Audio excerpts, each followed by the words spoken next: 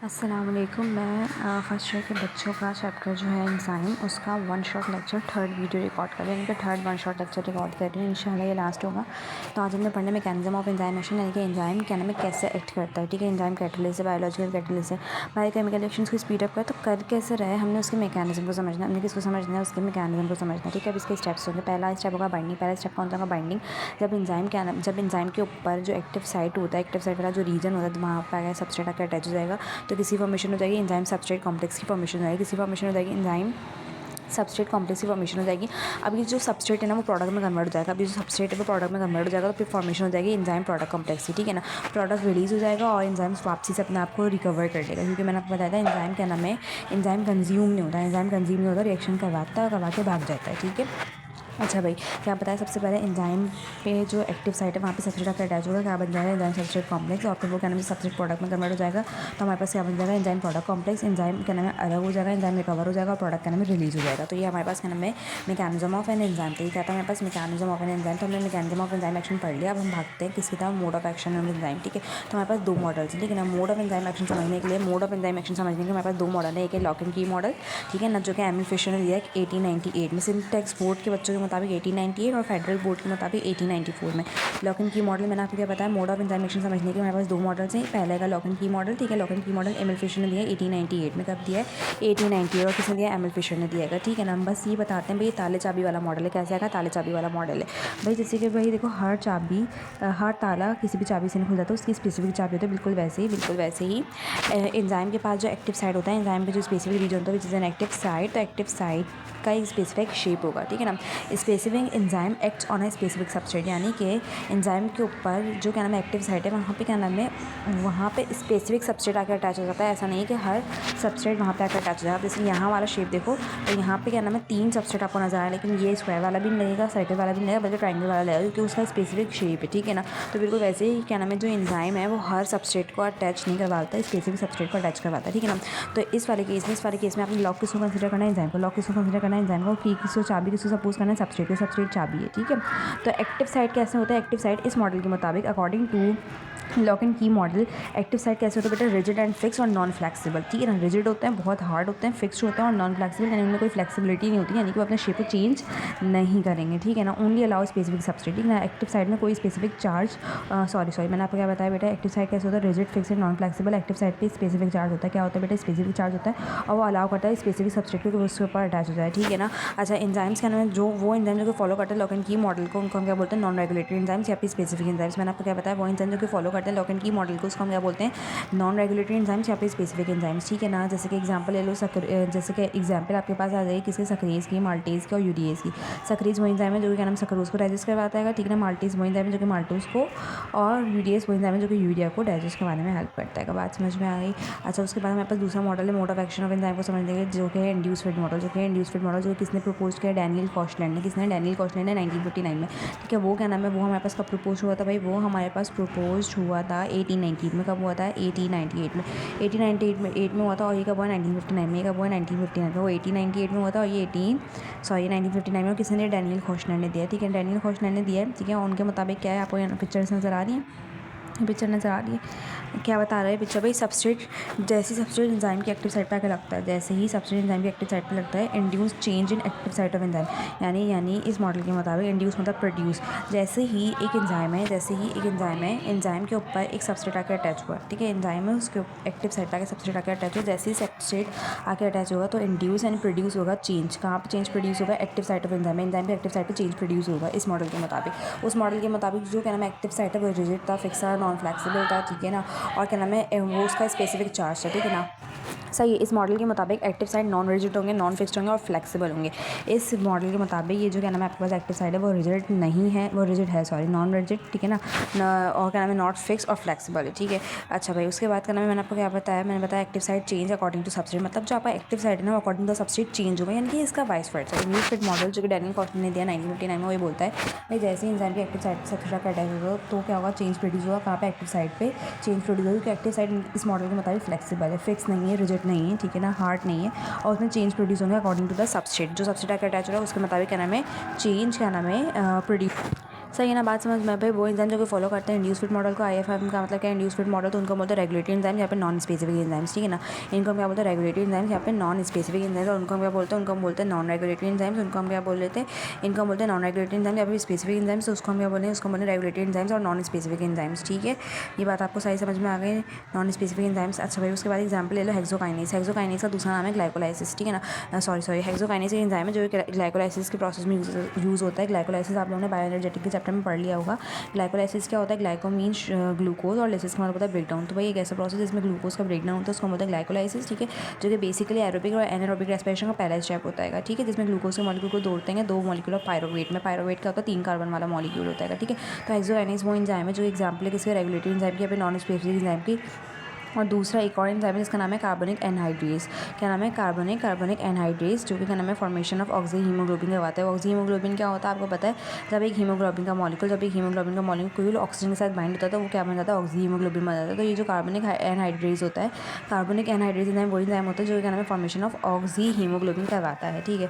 उसके बाद वो फैक्टर जो है अफेक्ट करें एंजाइम एक्टिविटी, तो enzyme activity number of substrate पर डिपेंड करती है, ठीक है। जितने ज़्यादा जाहिर सी बात है सबस्ट्रेट होंगे उतने ही ज़्यादा एक्टिव साइट पे सबसे ज़्यादा अटैच होंगे और प्रोडक्ट बनेंगे, ठीक है ना। पर सेकंड में जो आपके पास ये जो एंजाइम है वो पर सेकंड में क्या नाम है 2 प्रोडक्ट बनाता है। 1 सेकंड में एंजाइम कितने प्रोडक्ट बनाता है, 2। 1 सेकंड में एंजाइम कितने प्रोडक्ट बनाता है, 2 बनाता है, ठीक है। और वो कौन से फैक्टर जो कि एंजाइम की एक्टिविटी पे अफेक्ट करते हैं, temperature, enzyme concentration, substrate concentration और पीएच। तो सबस्ट्रेट कंसंट्रेशन का मतलब होता है मिकदार, कंसंट्रेशन का मतलब होता है मिकदार। तो जाहिर सी बात है जितने ज़्यादा सबस्ट्रेट होते हैं उतने ही ज़्यादा क्या होते हैं ये प्रोडक्ट बनते हैं। तो एंजाइम की एक्टिविटी डिपेंड करती है सबस्ट्रेट पर। अगर सबस्ट्रेट आके अटैच नहीं होगा एंजाइम की एक्टिव साइड पे तो एंजाइम एक्टिव नहीं होगा, एंजाइम इनएक्टिव फॉर्म में रहेगा, ठीक है। अच्छा भाई जो एंजाइम एक्टिविटी ये वो डायरेक्टली प्रोपोर्शनल टेम्परेचर की, ठीक है, क्योंकि आपको पता है एंजाइम का नाम है 37 डिग्री सेल्सियस, उसका क्या है ऑप्टिमम टेम्परेचर रहेगा, ठीक है। उसका बेस्ट टेम्परेचर, बेस्ट वो काम किस पे करता है 37 डिग्री सेल्सियस पे, जो ह्यूमन बॉडी का टेम्परेचर है। और अगर डिग्री फ़ारेनहाइट में बात करूँ तो 98.6 डिग्री फ़ारेनहाइट, ठीक है। तो ये डायरेक्टली प्रोपोर्शनल है, जितना ज़्यादा क्या नाम है एंजाइम मतलब एंजाइम एक्टिविटी डिपेंड करती है किसके ऊपर, टेम्परेचर के ऊपर। किसके ऊपर डिपेंड करती है, अगर 100 से ज़्यादा टेम्परेचर जाएगा, 100 के ऊपर चल जाएगा तो एंजाइम डीनेचर हो जाएंगे। सही है। अब यहाँ पर देखो मैंने आपको बताया एंजाइम की एक्टिविटी डिपेंड करती है किसके ऊपर, टेम्परेचर के ऊपर। तो ये देखो ये जो 0 है वो क्या है मिनिमम टेम्परेचर, 0 क्या है मिनिमम टेम्परेचर है। और ये जो आपके पास 37 डिग्री सेल्सियस है, 37 क्या आएगा बेटा ऑप्टिमम टेम्परेचर, 37 आपको नजर है ये ऑप्टिमम टेम्परेचर है, ठीक है। और 100 डिग्री सेल्सियस का मैक्सिमम टेम्परेचर में एंजाइम डीनेचर हो जाता है। ऑप्टिमम मतलब कि बहुत अच्छा काम, बेस्ट काम कब करता है 37 डिग्री सेल्सियस। अच्छा भाई जब टेम्परेचर ज़्यादा होता है तो क्या होता है, मॉलिक्यूलर मोशन ज़्यादा होता है। क्या बताया, जब टेम्परेचर ज़्यादा तो मॉलिक्यूलर मोशन ज़्यादा, इसका मतलब है कि काइनेटिक एनर्जी ज़्यादा है, ठीक है। तो रिएक्शन चांसेस ज़्यादा होंगे, ठीक है। तो सबस्ट्रेट उतने ही ज़्यादा फिर प्रोडक्ट में कन्वर्ट होंगे, ठीक है। फिर एंजाइम सबस्ट्रेट को उतना ही प्रोडक्ट में कन्वर्ट करेगा, यानी कि ये फास्ट काम होगा। तो इसीलिए क्या नाम है एंजाइम एक्टिविटी टेम्परेचर पर बहुत ज़्यादा डायरेक्टली प्रोपोर्शनल है, ठीक है। क्योंकि टेम्परेचर ज़्यादा होने से मॉलिक्यूलर मोशन ज़्यादा हो रहा है, फिर काइनेटिक एनर्जी ज़्यादा हो रही है और फिर रिएक्शन के चांसेस बढ़ देंगे, ठीक है। रिएक्शन का मतलब क्या है, सबस्ट्रेट प्रोडक्ट में कन्वर्ट होंगे, ठीक है। अच्छा एक ना क्यूटैन रूल होता है। क्यूटैन रूल क्या होता है कि भाई देखो क्यूटैन रूल ये बोलता है 10 डिग्री सेल्सियस के बाद, 10 डिग्री सेल्सियस के टेम्परेचर के बाद एंजाइम क्या नाम है ना, भाई मैंने आपको बताया क्यूटैन रूल क्या होता है। क्योंकि भाई क्यूटैन रूल क्या बताता है, क्यूटैन रूल ये बताता है 10 डिग्री सेल्सियस के टेम्परेचर के बाद एंजाइम एक्टिविटी 2 टाइम्स हो जाएगी, यानी कि डबल हो जाएगी, ठीक है। एंजाइम एक्टिविटी कैसी हो जाएगी, डबल हो जाएगी, तो फिर और ज़्यादा फास्ट काम होगा, ठीक है। तो इसी टेम्परेचर पे बहुत ज़्यादा डिपेंड करता है क्या एंजाइम की एक्टिविटी। क्यूटैन रूल के मुताबिक 10 डिग्री सेल्सियस के टेम्परेचर के बाद एंजाइम की एक्टिविटी डबल हो जाती है, लेकिन सारा खेल सिर्फ ऑप्टिमम टेम्परेचर तक के, ठीक है। ये जो मैंने आपको दिखाया था ना ये ऑप्टिमम टेम्परेचर, बस यहीं तक एंजाइम बेस्ट काम करते हैं। उसके बाद उनकी क्या नाम है जो वर्किंग है वो स्लो हो जाती है, उसकी एक्टिविटी स्लो हो जाती है और 10 डिग्री सेल्सियस पे वो डीनेचर हो जाती है। बात याद रखनी है कि 10 डिग्री सेल्सियस पे वो डीनेचर हो जाते हैं। सही है। अब यहाँ पे भी पढ़ लो ऑप्टिमम टेम्परेचर पे एंजाइम एक्टिविटी होगी मैक्सिमम होगा, वो कौन सा टेम्परेचर, ऑप्टिमम टेम्परेचर है 37 डिग्री सेल्सियस, ठीक है। और 98 डिग्री फ़ारेनहाइट अगर फ़ारेनहाइट स्केल में लोगे। और अगर टेम्परेचर ज़्यादा, ठीक है ना, ठीक है, अगर टेम्परेचर ज़्यादा हो रहा है यानी आफ्टर ऑप्टिमम टेम्परेचर ज़्यादा हो तो जो एंजाइम एक्टिविटी वो कम हो जाएगी, बढ़ने की बजाय कम होगी, ठीक है ना। तो एंजाइम एक्टिविटी इन्वर्सली प्रोपोर्शनल हो जाएगी टेम्परेचर के। यहाँ पे मैं आपको ये समझाना चाह रही हूँ कि ये मिनिमम टेम्परेचर है, ठीक है ना। यहाँ पे अभी एंजाइम क्या नाम है इनएक्टिव होंगे, ठीक है। फिर क्या नाम है जैसे जैसे आगे बढ़ेंगे एंजाइम एक्टिव होना शुरू होगा। 37 डिग्री सेल्सियस इनका ऑप्टिमम टेम्परेचर है, ठीक है ना। और फिर क्या नाम है ऑप्टिमम टेम्परेचर के बाद टेम्परेचर तो बढ़ेगा लेकिन इनकी जो एंजाइम एक्टिविटी वो कम हो जाएगी, एंजाइम एक्टिविटी गिरती रहेगी। 37 डिग्री सेल्सियस के बाद इनकी एंजाइम एक्टिविटी गिरती रहेगी और 100 डिग्री सेल्सियस पे वो वक्त आ जाएगा जब एंजाइम डीनेचर हो जाएंगे, ठीक है। तो ये बात समझ में आ गई आप लोगों को कि वो क्या नाम है ऑप्टिमम टेम्परेचर के बाद एंजाइम एक्टिविटी कम होगी, ठीक है। एंजाइम एक्टिविटी कम होगी यानी एंजाइम एक्टिविटी इन्वर्सली प्रोपोर्शनल आ जाएगी टेम्परेचर के, लेकिन एंजाइम एक्टिविटी डायरेक्टली प्रोपोर्शनल होती है टेम्परेचर की before optimum temperature and after optimum temperature enzyme activity inversely proportional हो जाए। अच्छा जो मोस्ट हायर ऑर्गेनिजम्स है ना उनका जो टेम्परेचर होता है वो होता है 25 degree Celsius to 42 degree Celsius. और अगर टेम्परेचर हाई होता है तो जो एंजाइम्स के बॉन्ड होते हैं वो ब्रेक डाउन हो जाते हैं, मतलब वो टूटना शुरू हो जाता है। सो सबसे पहले हमने क्या पढ़ा कि मोस्ट हायर ऑर्गेनिजम्स का बॉडी टेम्परेचर कितना होगा 25 degree Celsius to 42 degree Celsius, और हमारा इनके बीच में 37 डिग्री सेल्सियस। और अगर हाई टेम्परेचर होगा, इससे ज़्यादा हाई टेम्परेचर होगा, 42 से ज़्यादा हाई टेम्परेचर होगा, तो बॉन्ड्स ऑफ एंजाइम टूट जाएंगे। ये बात आपने याद रखनी है, ठीक है। अच्छा, मैक्सिमम टेम्परेचर मैंने आपको ये बताया था 100 degree Celsius, enzyme activity stop हो जाएगी, एंजाइम डीनेचर हो जाएंगे। एंजाइम क्या हो जाएंगे? डीनेचर हो जाएगा। मिनिमम टेम्परेचर क्या है? Minimum temperature 0 degree Celsius. Enzyme activity बहुत मिनिमम होगी, बहुत नॉर्मल सा टेम्परेचर है, ठीक है ना, नॉर्मल टेम्परेचर है, ठीक है ना। इस वक्त एंजाइम अपनी एक्टिविटी को रीगेन कर रहे होते हैं। क्या कर रहे होते हैं? रीगेन कर। अच्छा भाई, थर्मोफिलिक बैक्टीरिया क्या होता है? थर्म मीन्स हीट या फिर टेम्परेचर, और फिलिक मतलब लविंग। तो ये जो हीट लविंग बैक्टीरियाज होते हैं, उनका जो ऑप्टिमम टेम्परेचर है वो कितना है? 70 डिग्री सेल्सियस, और इससे भी ज़्यादा 70 डिग्री सेल्सियस या इससे भी ज़्यादा, क्योंकि वो है ही थर्मोफिलिक, ठीक है। हमारा 37 डिग्री सेल्सियस रहेगा, हमारा 37 डिग्री सेल्सियस ऑप्टिमम टेम्परेचर, लेकिन थर्मोफिलिक बैक्टीरिया 70 डिग्री सेल्सियस है। और ये बात आपने याद रखनी है, अगर मैं ग्राफ बनाऊँ किसके दरम्यान में एंजाइम एक्टिविटी और टेम्परेचर के दरम्यान में, तो कैसा बनेगा? कैसा शेप आएगा? बेल शेप आएगा। कैसा आएगा? बेल शेप आएगा। घंटी जैसा शेप आएगा। कैसा? Bell shape. अब हम पढ़े हैं भाई, पीएच भी अफेक्ट करता है, क्या नाम है? सही भाई, पीएच भी अफेक्ट करती है, क्या नाम है? एंजाइम एक्टिविटी पर, ठीक है। तो एंजाइम का नाम पीएच सेंसिटिव होता है। एंजाइम क्या होता है? पीएच सेंसिटिव होते हैं, ठीक है। ईच एंजाइम का नैरो रेंज ऑफ पीएच होता है, यानी हर एंजाइम का अपना ही स्टैंडर्ड होता है कि वो किस पीएच पे एक्टिव होगा, किस पीएच पे इनएक्टिव होगा। क्या कहा? एंजाइम के नाम है पीएच सेंसिटिव होते हैं, यानी कि वो हर पीएच पे काम करने बैठ जाते हैं। उनका हर एंजाइम का अपना स्पेसिफिक पीएच होगा काम करने। अगर ऑप्टिमम पीएच होगा तो एंजाइम एक्टिविटी क्या होगी? मैक्सिमम होगी, यानी कि एंजाइम बहुत अच्छे से काम करेगा अगर ऑप्टिमम पीएच रहेगा, ठीक है। ऑप्टिमम पीएच का मतलब है कि वो एंजाइम, देखो हर एंजाइम का ना अपना पीएच होगा, ठीक है, जिस पे वो क्या नाम बेस्ट काम करता होगा। तो जिस पीएच पे वो बेस्ट काम करता है उस पीएच को हम बोलते हैं ऑप्टिमम पीएच, ठीक है ना। तो अगर इतना सा भी स्लाइटली चेंज आ जाएगा पीएच में, तो एंजाइम एक्टिविटी गिर जाएगी, एंजाइम एक्टिविटी कम हो जाएगी, ठीक है। और एक्सट्रीम पीएच चेंज आ गया तो एंजाइम एक्टिविटी क्या हो जाएगी? स्टॉप हो जाएगी। एंजाइम एक्टिविटी क्या हो जाएगी? स्टॉप हो जाएगी, और फिर एंजाइम क्या हो जाएंगे? डीनेचर हो जाएंगे। कमियाँ आएगी अगर क्या नाम है स्लाइटली चेंज आएगा पीएच में, तो एंजाइम एक्टिविटी क्या नाम है कम हो जाएगी। लेकिन एक्सट्रीम चेंज आया मतलब माइनर चेंज पे सही है ना, यानी कि अगर स्लाइट चेंज आएगा पीएच में तो एंजाइम एक्टिविटी कम हो जाएगा। अगर एक्सट्रीम चेंज आएगा पीएच के अंदर तो एंजाइम एक्टिविटी स्टॉप हो जाएगी, एंजाइम डीनेचर हो जाएंगे, ठीक है। तो जो मोस्टली एंजाइम होते हैं वो 6 to 8 पीएच में काम करते हैं, और जो पेप्सिन है वो 1.4 पीएच पे काम करता है, ठीक है। और जो आपके पास सेलेवरी माइलेज है वो क्या नाम है 7 पीएच पे काम करता है, ठीक है। मोस्टली क्या नाम है 6 to 8 और पेप्सिन 1.4, और जो आपके पास क्या नाम है अमाइलेज है कौन सा? सेलिवेरिया माइलेज। ये जो अमाइलेज है सेलिवेरिया माइलेज ये 7 पीएच पे काम सही है। यानी कि ऑप्टिमम टेम्परेचर बता रही हूँ, यानी कि पेप्सिन का 1.4 है उसका, ठीक है ना। सॉरी, ऑप्टिमम टेम्परेचर नहीं, ऑप्टिमम पीएच जिस पे वो बेस्ट काम करता है, पेप्सिन 1.4 पे काम करता है। और जो आपके पास सेलिवेरिया एमाइलेज है वो क्या नाम है 7 पे काम करता है, और जो मोस्ट एंजाइम है वो 6 to 8 पीएच में काम करता है। आपको पता है अगर वैल्यू क्या नाम है 7 से नीचे आती है तो वो चीज़ एसिडिक, अगर 7 से कोई चीज़ कम आती है, पीएच स्केल आपको पता है पीएच स्केल 14 तक के होता है, अगर 7 से नीचे आता है तो वो चीज़ एसिडिक होती है, 7 से ऊपर वो चीज़ बेसिक होती है, और अगर 7 आता है तो वो न्यूट्रल होता है। तो पेप्सिन क्योंकि 1.4 है तो 7 से बिलो है तो ये एसिडिक है, ठीक है। और सेलिवेरिया माइलेज 7 है तो ये न्यूट्रल है। और ट्रिप्सिन भी एक एंजाइम है जो कि 8 पीएच पे काम करता है, यानी ये अल्कालाइन है, ठीक है। दोबारा से रिवाइज करवा रही हूँ, देखो सबसे हम पढ़ रहे हैं वो फैक्टर जो अफेक्ट करते हैं एंजाइम एक्टिविटी को। सबसे पहले हमने टेम्परेचर पढ़ा, ठीक है, टेम्परेचर को बहुत डिटेल में डिस्कस कर लिया। अब हम पीएच को डिस्कस करें तो हमारे जो एंजाइम होते हैं ना वो पीएच सेंसिटिव होते हैं, ठीक है। हर एंजाइम अपने नैरो रेंज ऑफ पीएच पे काम करता है, यानी हर एंजाइम का अपना पीएच होता है। मैंने आपको कुछ एंजाइम के पीएच याद भी करवाएंगे, ठीक है ना। अच्छा भाई, फिर मैंने आपको बताया कि अगर स्लाइटली चेंज आएगा पीएच में तो एंजाइम की एक्टिविटी क्या नाम है कम हो जाएगी, एंजाइम एक्टिविटी लो हो जाएगी। लेकिन बेटा अगर बहुत ज़्यादा एक्सट्रीम चेंज आएगा तो एंजाइम डीनेचर हो जाएंगे, एंजाइम एक्टिविटी स्टॉप होगी और एंजाइम डीनेचर हो जाएंगे, ठीक है। अच्छा, जो ज़्यादा एंजाइम है वो 6 to 8 की रेंज में काम करता है, वो 6 to 8 की रेंज में काम करता है। पेप्सिन 1.4 पे काम करता है, और जो हमारे पास सेलिवेरिया माइलेज होता है वो 7 पे काम करता है, ठीक है। और उसके बाद जो ट्रिप्सिन होता है वो 8 पे काम करता है। आपको पता है पीएच स्केल 14 तक के होता है, ठीक है ना, 14 तक के उसमें डिजिट होता है। 7 से कोई भी चीज़ कम आती है तो वैसे ही 7 से ज़्यादा तो वो अल्कालाइन होती है, यानी कि बेसिक इन नेचर होता है, और अगर 7 तो वो न्यूट्रल। तो पेप्सिन क्योंकि 1.4 है ये बिलो टू 7 है तो ये एसिडिक होता है, ठीक है। कैसा होता है? एसिडिक होता है। सेलिवेरिया माइलेज का नाम 7 है, यानी कि न्यूट्रल।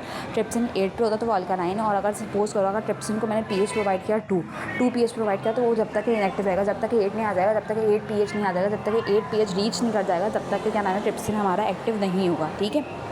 अच्छा भाई, उसके बाद पेनक्रियाटिक अमाइलेज होता है जो कि पेनक्रियाटिक जूस में होता है, ठीक है। वो एंजाइम जब पेनक्रियाटिक जूस में होता है तो उसका पीएच कैसा होता है 8.5, यानी ये भी क्या नाम है अल्कालाइन है। और अल्कालाइन फॉस्फेटेज भी क्या नाम है एंजाइम है, ठीक है ना। मैंने आपको बताया पेनक्रियाटिक अमाइलेज जिसका होता है 8.5, और अल्कालाइन फॉस्फेटेज भी होता है जिसका 9 to 10 पीएच होता है। कितना होता है? 9 to 10 पीएच होता है, ठीक है।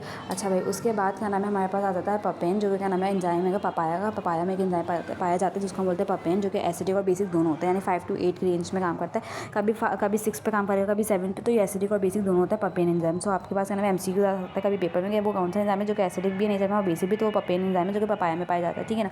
इसका ऑप्टिमम टेम्परेचर किसका आएगा? पपेन का ऑप्टिमम टेम्परेचर होता है 65 डिग्री सेल्सियस। इसका ऑप्टिमम टेम्परेचर कितना होता है? 65 डिग्री सेल्सियस। मैंने आपको थर्मोफिलिक बैक्टीरियाज का भी ऑप्टिमम टेम्परेचर याद करा, वो कितना होता है? वो होता है 70 डिग्री सेल्सियस, ठीक है। उसके बाद सब्स्ट्रेट कंसंट्रेशन, यानी कि सब्स्ट्रेट की कंसंट्रेशन पर भी एंजाइम एक्टिविटी डिपेंड करती है। मैंने आपको बताया था कि डायरेक्टली प्रोपोर्शनल होगा, जितना ज़्यादा सब्स्ट्रेट होगा उतना ज़्यादा एंजाइम प्रोडक्ट बनाएगा, इतनी ज़्यादा उसकी एक्टिविटी होगी, ठीक है। अच्छा भाई, अच्छा कभी कभार अच्छा जब ग्राफ बनाओगे ना किसका सबस्ट्रेट और क्या नाम है किसके दरम्यान में, सबस्ट्रेट और रिएक्टेंट के दरम्यान में, जब आप क्या नाम है क्या बनाओगे ग्राफ बनाओगे तो एक पॉइंट आएगा ठीक है ना, उसको हम बोलेंगे सैचुरेशन पॉइंट, जहाँ पे बेटा एंजाइम एक्टिविटी ज़्यादा हो जाती है। वो पॉइंट जहाँ पे एंजाइम एक्टिविटी ज़्यादा हो जाती है उसको हम बोलते हैं सैचुरेशन पॉइंट, और वी मैक्स से भी रिप्रेजेंट करते हैं। ठीक है, मैंने आपको क्या बताया, जब आप ग्राफ बनाओगे सबस्ट्रेट कंसंट्रेशन का काम करोगे रिएक्टेंट और सबस्ट्रेट के दरम्यान में आप रिएक्टेंट कब से बोले जा रही हूँ, गलती से बोले रेट और क्या नाम सबस्ट्रेट के दरम्यान में आप ग्राफ बनाओगे तो एक पॉइंट आएगा जिसको बोलोगे सैचुरेशन पॉइंट, और ये वो पॉइंट होगा जहाँ पे एंजाइम एक्टिविटी ज़्यादा हो जाएगी, सही मैक्सिमम हो जाएगी, इसलिए हम इसको आप वी मैक्स से भी रिप्रेजेंट करते हो। ठीक है, सैचुरेशन पॉइंट को हम वी मैक्स से भी रिप्रेजेंट करते हैं, किसको, सैचुरेशन पॉइंट को। ठीक है, सबस्ट्रेट मैंने आपको क्या बताया, मैंने आपको ये बताया अगर सबस्ट्रेट की कंसंट्रेशन ज़्यादा तो एंजाइम एक्टिविटी ज़्यादा, सही एक सर्टेन लिमिट है जो कि ये है, एक सर्टेन लिमिट है जो कि ये है जिसको हम बोलते हैं सैचुरेशन पॉइंट और वी मैक्स से भी रिप्रेजेंट करना है। क्या कहा, अगर क्या नाम है मैंने आपको कहा सबस्ट्रेट की कंसंट्रेशन ज़्यादा तो एंजाइम एक्टिविटी ज़्यादा। ठीक है, एक सर्टेन लिमिट तक, और सर्टेन लिमिट को हम क्या बोलते हैं सैचुरेशन पॉइंट, और सर्टेन लिमिट को हम क्या बोलते हैं सैचुरेशन पॉइंट, जिसको हम वी मैक्स से भी रिप्रेजेंट करते हैं। ठीक है, तो भाई उसके बाद हमने क्या बताया ऑन वी मैक्स में क्या होता है कि एंजाइम एक्टिविटी क्या होती है मैक्सिमम, एंजाइम एक्टिविटी क्या होती है मैक्सिमम। आफ्टर वी मैक्स क्या होता है कि आपके पास क्या नाम है जो एंजाइम एक्टिविटी होती है वो क्या हो जाती है बेटा, मैक्सिमम के बजाय मिनिमम हो जाती है, कम गिरना लग जाएगी। ठीक है, मतलब ये सैचुरेशन पॉइंट के बाद ये वी मैक्स वाले पॉइंट के बाद ये जो क्या नाम है एंजाइम एक्टिविटी होगी ये ड्रॉप होना स्टार्ट हो जाएगी, जैसे टेम्परेचर वाले ग्राफ में देखा था, ऑप्टिमम टेम्परेचर के बाद टेम्परेचर बढ़ रहा है लेकिन एंजाइम एक्टिविटी कम हो रही थी। ठीक है, बिल्कुल वैसे ही यहाँ पे क्या नाम है वी मैक्स से जैसे नीचे आओगे वैसे क्या होगा, वैसे क्या नाम है एंजाइम एक्टिविटी कम होती रहेगी। ठीक है, बात आपने याद रखनी है। अच्छा भाई उसके बाद क्या नाम है आपने बात याद रखनी है कि वी मैक्स ज़्यादा कब होगी, जब ज़्यादा सबस्ट्रेट होंगे, तो वी मैक्स ज़्यादा, और वी मैक्स कब होगी, जब सबस्ट्रेट क्या नाम है कम होंगे, ठीक है। और मैंने आपको बार बार बताया जो पॉइंट आ रहा है सबस्ट्रेट, ये जो हमने क्या नाम है अभी क्या नाम है ग्राफ बनाया है, यहाँ पे जो पॉइंट आता है उसको हम सैचुरेशन पॉइंट भी बोलते हैं और वी मैक्स से भी रिप्रेजेंट करते हैं। ठीक है ना, इस ग्राफ का नाम क्या है इंक्रीज एंड फ्लैटेंस। ठीक है ना, इसका शेप कैसा था इंक्रीज एंड फ्लैटेंस, जैसे उसका क्या नाम है बेल शेप था टेम्परेचर और क्या नाम है एंजाइम एक्टिविटी के दरम्यान में। और वी मैक्स कब ज़्यादा होगी, जब सबस्ट्रेट ज़्यादा होंगे। ठीक है ना, और वी मैक्स कब कम होगी, जब सबस्ट्रेट के दरम्यान में कम होंगे। अब एंजाइम इनिबिशन जो कि हमारा लास्ट टॉपिक है हम वो समझ लेते हैं। देखो एक प्रोसेस होता है, ठीक है, एंजाइम इनिबिशन एक प्रोसेस है जिसमें क्या नाम है एंजाइम एक्टिविटी को हम डिक्रीज़ कर देते हैं यानी कम कर देते हैं, या फिर बिल्कुल ही ख़त्म कर देते हैं यानी कि स्टॉप कर देते हैं। क्या कहा, एंजाइम इनिबिशन एक प्रोसेस है, जिसमें हम एंजाइम एक्टिविटी को या तो डिक्रीज़ कर देते हैं या फिर कंप्लीटली स्टॉप कर देते हैं। अच्छा भाई हमारे पास एक ऐसे मॉलिक्यूल्स जो कि एंजाइम एक्टिविटी को कम करते हैं, खत्म कर देते हैं, उनको बोलते हैं इनहिबिटर्स, उनको हम बोलते हैं एंजाइम इनहिबिटर्स। ठीक है, मॉलिक्यूल विच कॉज ई आई मतलब यानी E.I वो मॉलिक्यूल जो कॉज करते हैं एंजाइम इनहिबिशन उनको हम बोलते हैं इनहिबिटर, उनको हम बोलते हैं इनहिबिटर। ठीक है ना, अब हमारे पास ना 3 टाइप्स हैं। ठीक है ना, हमारे पास क्या नाम है इनहिबिटर्स की, एंजाइम इनहिबिटर्स की 3 टाइप्स होती है। मैंने आपको क्या बताया एंजाइम इनहिबिशन क्या होता है, एक ऐसा प्रोसेस जिसमें एंजाइम एक्टिविटी को कम कर देते हैं, स्टॉप कर देते हैं। अब क्यों कम कर देते हैं भाई, देखो एंजाइम हर वक्त काम करेंगे तो हर वक्त बॉडी में प्रोडक्ट बनते रहेंगे। अब हमारे सेल को हर वक्त थोड़ी प्रोडक्ट चाहिए, कभी ना कभी तो ऐसा होगा कि उसकी नीड फुलफिल हो जाएगी। जब उसकी नीड मुकम्मल हो जाएगी, उसकी नीड पूरी हो जाएगी तो जाहिर सी बात है फिर इनहिबिटर की मॉलिक्यूल को हम बुलाएंगे और फिर वो क्या नाम है एंजाइम एक्टिविटी को ख़त्म कर देगा या तो फिर रोक देगा कुछ टाइम के लिए। ठीक है, तो इसलिए क्या नाम है एंजाइम इनहिबिशन का प्रोसेस ज़रूरी है। ठीक है, कॉम्पिटिटिव इनहिबिशन अच्छा भाई इनहिबिशन 3 टाइप्स है, एंजाइम इनहिबिशन की 3 टाइप्स हैं। ठीक है, एंजाइम इनहिबिशन की 3 टाइप्स है। पहला है कॉम्पिटिटिव इनहिबिशन में क्या होता है भाई कि एंजाइम सबस्ट्रेट कॉम्प्लेक्स नहीं बन पाता, यानी कि जो एंजाइम का एक्टिव साइट होता है ना वहाँ पे सबस्ट्रेट जैसे ही शेप होता है, सबस्ट्रेट जैसे शेप का एक कॉम्पिटिटिव इनहिबिटर आके अटैच हो जाता है। ठीक है, एज फॉर सबस्ट्रेट और बिल्कुल इसी शेप का कॉम्पिटिटिव इनहिबिटर यहाँ पे आकर अटैच हो जाएगा। तो एज अ रिजल्ट क्या होगा कि एंजाइम को तो पता है ना कि शेप ऐसा है, वो बेचारा समझा कि वही शेप है, लेकिन वो जब आके लगा तो पता चला कुछ चाबियाँ होती हैं जो कि एक जैसी होती है दिखने में, लेकिन वो जब लगती है तो पता चलता है कि यार वो तो उस ताले की है नहीं। बिल्कुल वैसे कॉम्पिटिटिव इनहिबिटर सबस्ट्रेट जैसी शेप का होगा, वो एक्टिव साइट पर आकर अटैच हो जाएगा, लेकिन जाहिर सी बात है एंजाइम एक्टिव ही नहीं होगा क्योंकि क्या नाम है वो है ही नहीं। सही है ना, तो एंजाइम सबस्ट्रेट कॉम्प्लेक्स में बनता है इस केस में, तो एंजाइम एक्टिविटी स्टॉप रहती है। ठीक है, अच्छा भाई ये रिवर्सिबल होता है, ये जो कॉम्पिटिटिव इनहिबिशन होती है ना वो रिवर्सिबल होती है, यानी कि जब सबस्ट्रेट की कंसंट्रेशन ज़्यादा हो जाएगी, जब सबस्ट्रेट की कंसंट्रेशन क्या हो जाएगी ज़्यादा हो जाएगी ना, तो फिर क्या होगा जब सबस्ट्रेट की कंसंट्रेशन ज़्यादा हो जाएगी तो फिर जाहिर सी बात है कॉम्पिटिटिव इनहिबिटर साइड में लग जाएगा। यानी कि सपोज करो एक सबस्ट्रेट है उसका कॉम्पिटिटिव इनहिबिटर, अब दूसरा सबस्ट्रेट भी होगा, तीसरा भी सबस्ट्रेट होगा, तो कॉम्पिटिटिव इनहिबिटर 1-2 होंगे, इससे ज़्यादा कितने होंगे, इसके मॉलिक्यूल्स कम होते हैं कॉम्पिटिटिव इनहिबिटर्स के। फिर जब सबस्ट्रेट की कंसंट्रेशन ज़्यादा होगी, ठीक है, तो फिर जाहिर सी बात है कॉम्पिटिटिव इनहिबिटर बचेंगे ही नहीं। जो कि उसको कम्पीट कर सके, तो ये रिवर्सिबल होता है। जब सब्स्टिट्यूट कंसंट्रेशन ज़्यादा होती है ना, तो फिर क्या नाम है, हमारे पास एंजाइम सब्स्ट्रेट कॉम्प्लेक्स बन जाएगा। ठीक है, जिसकी एग्जांपल यहाँ पे दी हुई है सक्सिनेट डिहाइड्रोजिनेज। ठीक है ना, सक्सिनेट डिहाइड्रोजिनेज में क्या होता है, एक सक्सिनेट होता है, दूसरा फ्यूमेरेट होता है। एक होता है सक्सिनेट, ठीक है ना, सक्सिनेट से हमने बना होता है फ्यूमेरेट। ठीक है ना, तो हमारे पास क्या होता है, हमारे पास आता है मेलोनोट। ठीक है ना, क्या आता है, मेलोनेट आता है। मेलोनेट क्या होता है, एक कॉम्पिटिटिव इनहिबिटर आता है। ठीक है ना, मेलोनेट का तो कॉम्पिटिटिव इनहिबिटर जो ये जाके लग जाता है, जब ये जाके लग जाएगा तो फ्यूमेरेट नहीं बनेगा। वैसे बेसिकली मैंने आपको बताया सक्सिनेट क्या होता है, जो कि सक्सिनेट वो एंजाइम है, सक्सिनेट वो एंजाइम है जो कि सक्सिनेट डिहाइड्रोजिनेज को फ्यूमेरेट में कन्वर्ट करता है। लेकिन क्योंकि सक्सिनेट के जैसे शेप होता है किसका, मेलोनेट का, तो मेलोनेट कॉम्पिटिटिव इनहिबिटर जो कि इसके एक्टिव साइट पे आके लग जाएगा। जब ये आके लग जाएगा तो फ्यूमेरेट नहीं बनेगा, फ्यूमेरेट नहीं बनेगा। ठीक है, तो मेलोनेट था। ठीक है, पेनिसिलिन, अगर आप कहना पेनिसिलिन की बात करो तो पेनिसिलिन एक एंटीबायोटिक है, यानी कि जब बैक्टीरियल इन्फेक्शन होता है तो हम पेनिसिलिन को लेते हैं। तो पेनिसिलिन क्या एंटीबायोटिक है जो कि कॉम्पिटिटिव इनहिबिटर है। ठीक है ना, पेनिसिलिन भी एक कॉम्पिटिटिव इनहिबिटर है जो कि एंजाइम इनहिबिशन को रोकता है। लेकिन बैक्टीरियल सेल वॉल, मतलब ये बैक्टीरियल, यानी जो बैक्टीरियल सेल वॉल है ना, बैक्टीरियल सेल वॉल, सही भाई मैंने आपको ये बताया पेनिसिलिन एक एंटीबायोटिक है जो कि घर में एक कॉम्पिटिटिव इनहिबिटर है। पेनिसिलिन एक कॉम्पिटिटिव इनहिबिटर है और एंटीबायोटिक भी है। ये क्या करता है, ये एंजाइम इनहिबिशन को रोकता है। कैसे भाई, जो बैक्टीरियल सेल वॉल होती है ना उसको बनने नहीं देगा, जो बैक्टीरियल सेल वॉल होती है उसको बनने ही नहीं देता। कौन, penicillin. Penicillin bacterial cell wall बनने नहीं देता। ठीक है, अच्छा भाई उसके बाद करेगा आपके पास दूसरी एग्जाम्पल आ जाएगी सल्फर ड्रग्स। सल्फर ड्रग्स में क्या होते हैं, सल्फर ड्रग्स में होते हैं सल्फोनामाइड्स। क्या होता है, सल्फोनामाइड जो कि कॉम्पिटिटिव इनहिबिटर है बैक्टीरियल एंजाइम का। ठीक है, जो कि कॉम्पिटिटिव इनहिबिटर है बैक्टीरियल एंजाइम का। क्या, सल्फर ड्रग्स में क्या होता है, सल्फर ड्रग्स में होता है सल्फोनामाइड्स। सल्फर ड्रग्स में क्या होता है, सल्फर ड्रग्स में होता है सल्फोनामाइड होते हैं। क्या होते हैं, सल्फोनामाइड होते हैं जो कॉम्पिटिटिव इनहिबिटर है बैक्टीरियल एंजाइम्स का, यानी कि बैक्टीरियल एंजाइम्स की एक्टिविटी को खत्म कर देगा या स्टॉप कर देगा। नॉन कॉम्पिटिटिव इनहिबिशन में क्या होता है कि आपके पास एंजाइम सब्स्ट्रेट कॉम्प्लेक्स नहीं बनता। क्यों नहीं बनता भाई, जो आपका सब्स्ट्रेट होता है ना बेचारा, वो एक्टिव साइट के बदले कहीं और जाके लग जाता है। एक जो एंजाइम का एक एक्टिव साइट होता है और दूसरा जो कोने वाला साइट है उसका होता है एलोस्टेटिक साइट। तो जो आपके पास जो नॉन कॉम्पिटिटिव इनहिबिटर होता है ना, नॉन कॉम्पिटिटिव इनहिबिटर बेचारा वो एलोस्टेटिक साइट पर जाकर लग जाता है। अब ये सब्स्ट्रेट जो है बेचारा एक्टिव साइट पे जाके लग ही नहीं पाता। क्या कहा, नॉन कॉम्पिटिटिव इनहिबिशन में क्या होता है, नॉन कॉम्पिटिटिव इनहिबिशन में ये होता है कि एक नॉन कॉम्पिटिटिव इनहिबिटर होता है एंजाइम का, एक जो किनारे वाला साइड है ना उसका होता है एलोस्टेरिक साइड। ये वहाँ पे जाके लग जाएगा, तब ये वहाँ पे जाके लग जाएगा ना, तो ये सब्स्ट्रेट बेचारा एक्टिव साइट पे जाकर अटैच नहीं होगा। तो फिर क्या नाम है, एंजाइम सब्स्ट्रेट कॉम्प्लेक्स नहीं बनेगा, तो एंजाइम एक्टिविटी स्टॉप रहेगी। ठीक है, बात समझ में आई। और ये भी रिवर्सिबल होता है, नॉन कॉम्पिटिटिव इनहिबिशन भी रिवर्सिबल होती है। बस ये बात याद रखनी है और समझने की ज़रूरत नहीं है। ठीक है, अच्छा भाई उसके बाद क्या नाम है, उसके बाद अब हम ना इसको फीडबैक इनहिबिशन भी बोलते हैं। ठीक है, हम क्या नाम है, हम इसको क्या नाम है, नॉन कॉम्पिटिटिव इनहिबिशन को फीडबैक इनहिबिशन भी बोलते हैं। ठीक है, अच्छा भाई यहाँ पे क्या होता है, यहाँ पे मैं आपको ये बता रही थी कि permanently enzyme activity stop heavy metal ion. अच्छा भाई अब हमने पढ़ना अनकॉम्पिटिटिव इनहिबिशन। अनकॉम्पिटिटिव इनहिबिशन में अनकॉम्पिटिटिव इनहिबिटर क्या होता है भाई, कि एंजाइम सब्स्ट्रेट कॉम्प्लेक्स तो बन जाता है, एंजाइम सब्स्ट्रेट कॉम्प्लेक्स तो बन जाता है।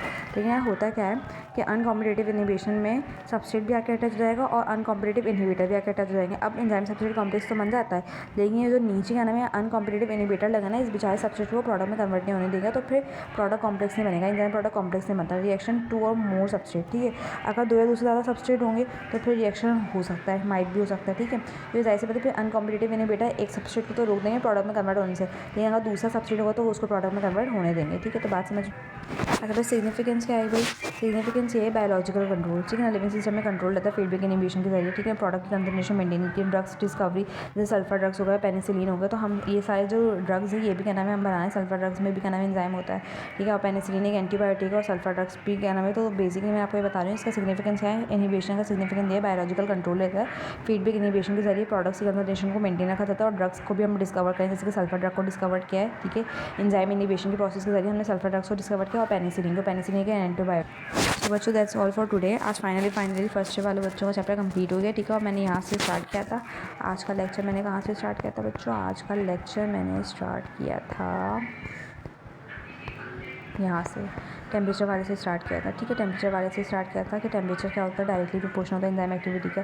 वो फैक्टर जो अफेक्ट करता है एंजाइम एक्टिविटी, तो वो कौन कौन से होते हैं भाई, वो होते हैं टेम्परेचर, पीएच, एंजाइम कंसंट्रेशन और सब्स्ट्रेट कंसंट्रेशन। तो टेम्परेचर पे समझ है, टेम्परेचर पे एक ऑप्टिमम टेम्परेचर होता है जहाँ पे क्या नाम है एंजाइम बहुत अच्छा काम करता है। पीएच पे भी क्या होता है, एक सैचुरेशन पॉइंट है जिसको हम वीमैक्स से बोलते हैं, और सब्स्ट्रेट कंसंट्रेशन भी आप लोग समझ गए होंगे। ठीक है बच्चों।